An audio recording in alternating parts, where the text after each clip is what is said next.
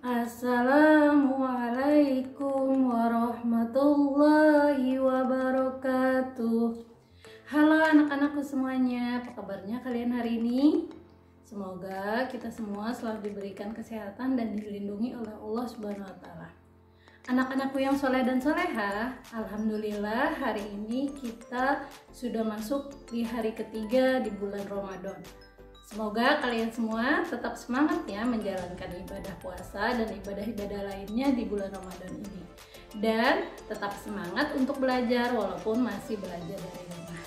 Seperti biasa bertemu dengan Miss Dede, kali ini kita akan belajar tematik tema 9, kayaknya negeriku, subtema 3, pembelajaran 1 dan 2. Sebelum kita mulai pembelajaran kita, marilah kita awali dengan mengucap kalimat basmalah bersama-sama.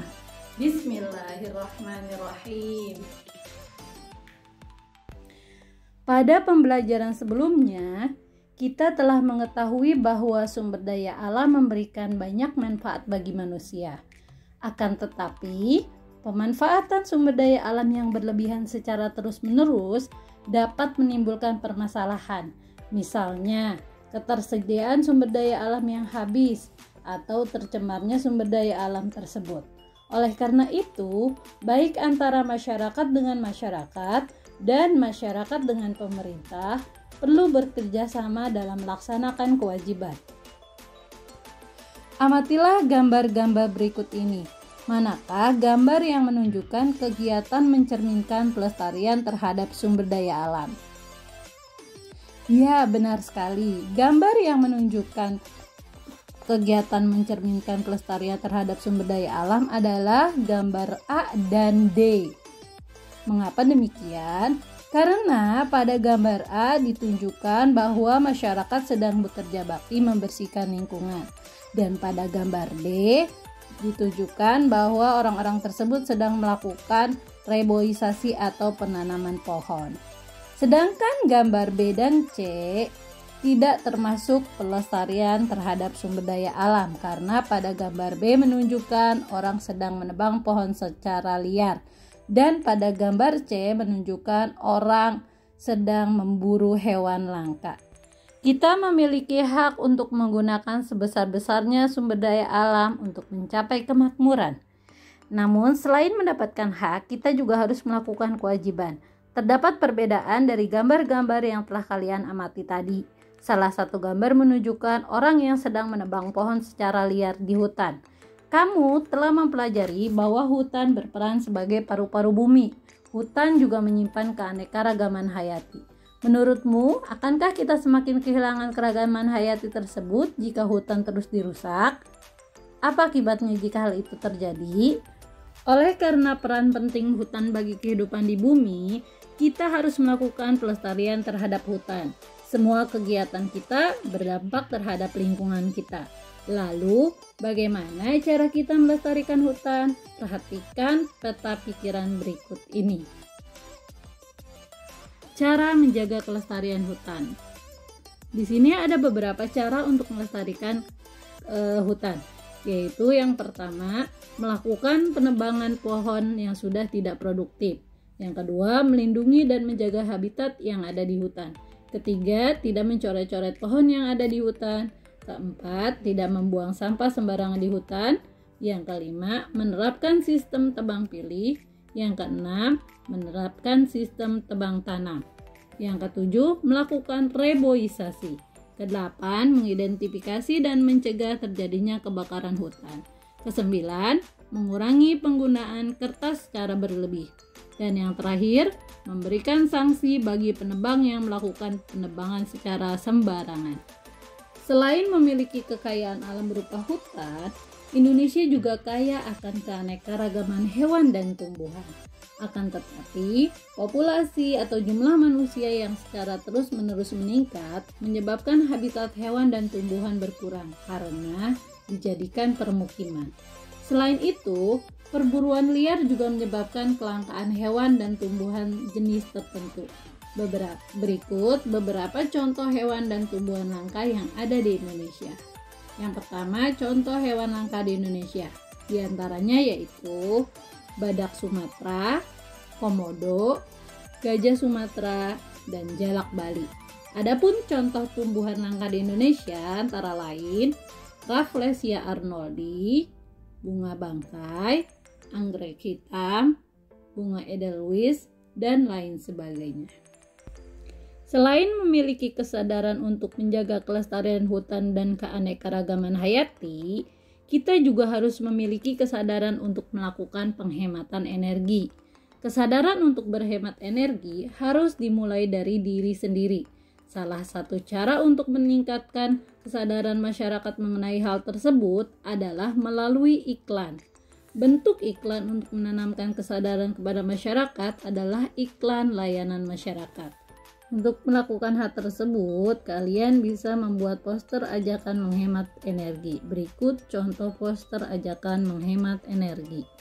Lingkungan yang asri, nyaman, dan aman merupakan lingkungan yang diinginkan oleh setiap orang. Untuk mendapatkan lingkungan tersebut, kamu perlu menyeimbangkan antara hak dan kewajiban. Hak adalah sesuatu yang layak kita dapatkan setelah melaksanakan kewajiban. Sedangkan kewajiban adalah sesuatu yang harus kita kerjakan. Sebagai contoh, pernahkah kamu berjalan-jalan ke wilayah pegunungan? Jika pernah, apa yang kamu rasakan selama berada di sana? Tentunya kamu dapat merasakan udara yang sejuk dan pemandangan yang indah. Kedua hal tersebut adalah hak yang kamu dapatkan. Sementara kewajiban yang harus kamu lakukan adalah menjaga kebersihan dan tidak merusak tumbuhan. Ingatkah kamu, sebuah lagu dapat terdengar merdu ketika dinyanyikan dengan nada dan tempo yang tepat. Agar sebuah lagu terdengar indah, akan lebih baik kita menyanyi menggunakan iringan alat musik ritmis dan juga melodis. Tahukah kamu apa saja yang termasuk alat musik ritmis?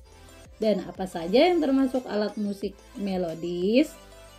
Alat musik digolongkan jadi 3 jenis berdasarkan fungsinya, yaitu alat musik melodis, harmonis, dan ritmis. Nah, apa kamu sudah tahu pengertian, jenis, dan contoh dari alat-alat musik melodis, harmonis, dan ritmis ini?